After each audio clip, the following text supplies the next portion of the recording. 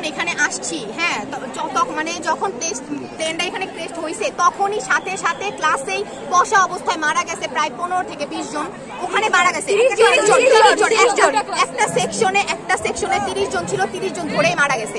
দুইটা সেকশনে 30 জন করে মারা গেছে। তারপরে হচ্ছে প্লেনে করে একটা বড় বড় পলিথিনে করে ওইটার ভিতরে হাজার হাজার মানে 2-3 জন করে একটা পলিথিন, ছোট ছোট বাচ্চা তো একটা পলিথিনের মধ্যে 3-4 জন করে নিয়ে ওরা হেলিকপ্টারে উঠায় নিয়ে চলে গেছে। তারপরে রাতের 2টা বাজে হচ্ছে এখানে অ্যাম্বুলেন্স আসছে। যদি নাই থাকতো তাহলে অ্যাম্বুলেন্স কেন আসতো?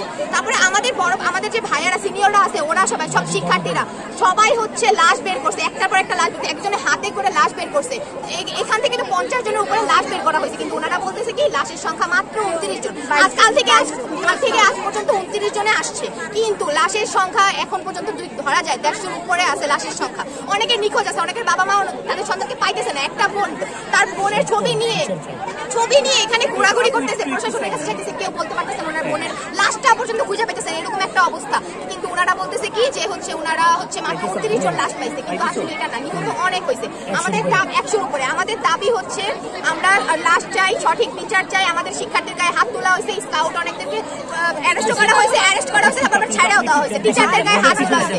ক্যাম্পাসে কেন পুলিশ আসবে? যেখানে আমরা শিক্ষার জন্য আসি ওইখানে কেন পুলিশরা অস্ত্র নিয়ে আমাদের উপরে হামলা করবে, শিক্ষার্থীর উপরে হামলা করবে কেন? এটা জবাব চাই।